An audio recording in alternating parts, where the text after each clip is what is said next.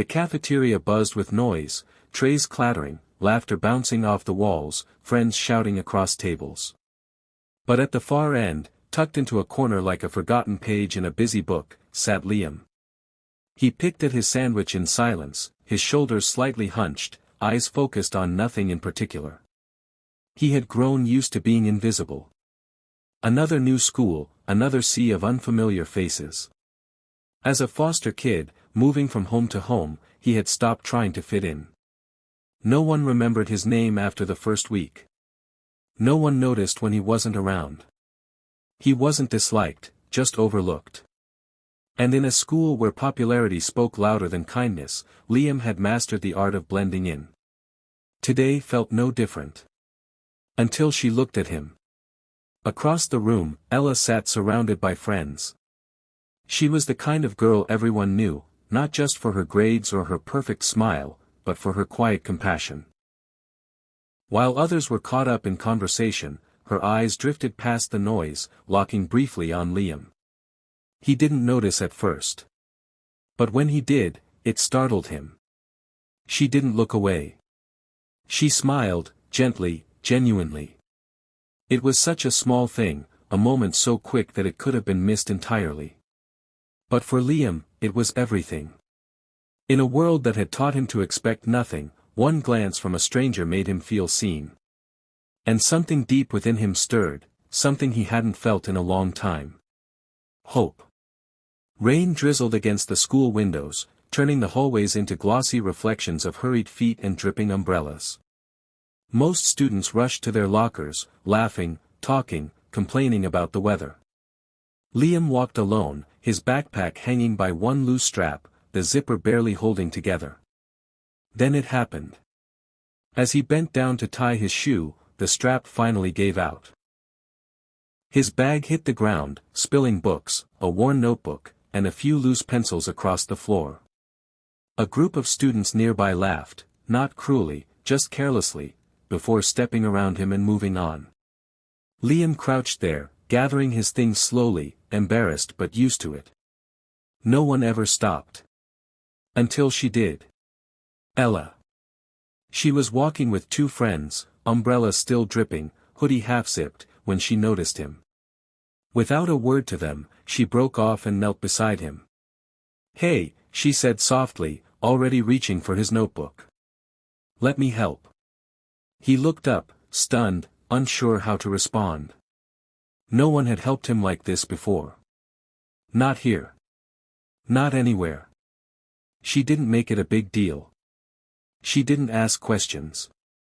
She just smiled and helped tuck everything back in, tying the backpack tightly with a hairband from her wrist.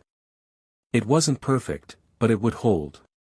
"There," she said, standing up. "Good as new, sort of."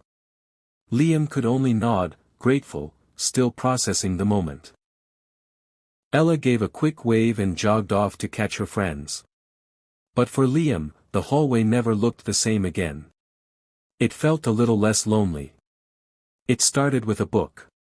Liam had been sitting in the library after school, hiding behind rows of shelves and pretending to read, when Ella appeared.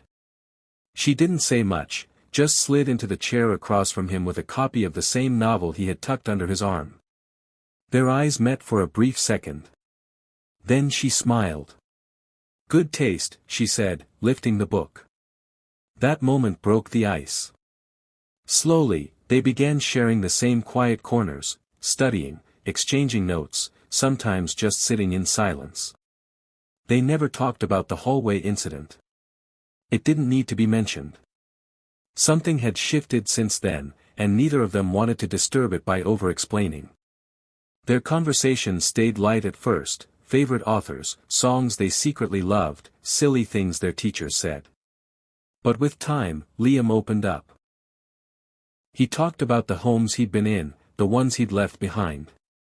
He admitted he didn't know who he really was or where he belonged. Most people, he said, only saw the foster kid, not the boy behind it.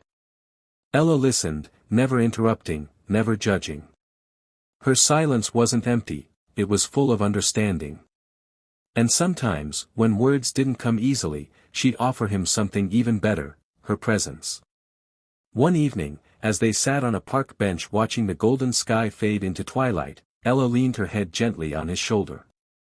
Liam froze for a second, then let out a breath he didn't know he was holding. For the first time in a long time, he didn't feel temporary. The school auditorium buzzed with excitement. It was senior awards night, and students filled the rows, dressed in their best, parents clapping, phones recording every moment. Banners hung above the stage, and the principal's voice echoed through the mic as names were called for scholarships, honors, achievements. Liam sat in the back row, quiet as usual, blending into the crowd. But when they announced valedictorian, Ella Monroe, the entire room erupted in applause. She stood on stage, poised and glowing, her smile as bright as the lights overhead. It wasn't just her grades, it was her heart. Everyone loved her. Everyone expected greatness. Then came the announcement that froze Liam's breath in his chest.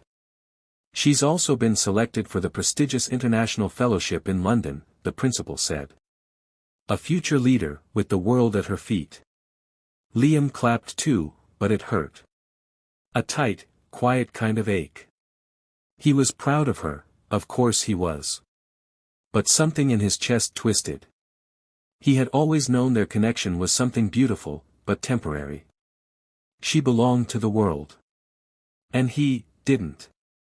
That night, he sat alone by the school garden, the one place he could breathe. He didn't expect her to come. But she did. She found him sitting on the bench, eyes low. She didn't speak right away. Then she sat beside him and whispered, "I'm not going." He looked at her, confused. "But it's your dream." She smiled softly. "No. You are." In that moment, he realized something life-changing. She had the world, and she chose him. Morning light poured gently through the windows of their small apartment, casting golden rays across a cluttered kitchen table, half-eaten toast, open books, and two mismatched mugs of coffee. Liam stood at the stove, trying, and failing, to flip a pancake without breaking it.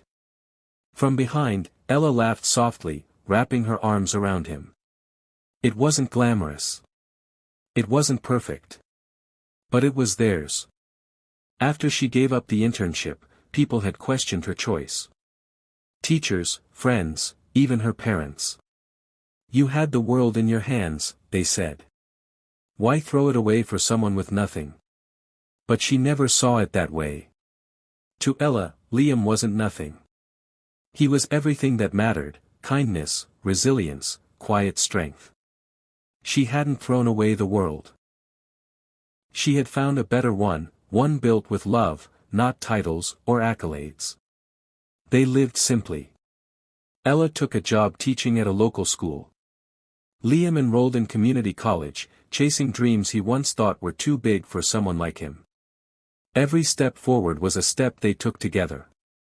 One evening, as they walked hand in hand through the park where they first sat on a bench in silence, Liam stopped, turned to her, and said quietly, "You gave up so much for me."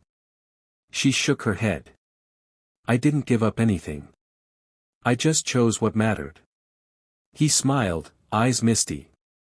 "You chose me, over the world." She leaned in, forehead against his. "And I'd do it again." In that moment, everything made sense.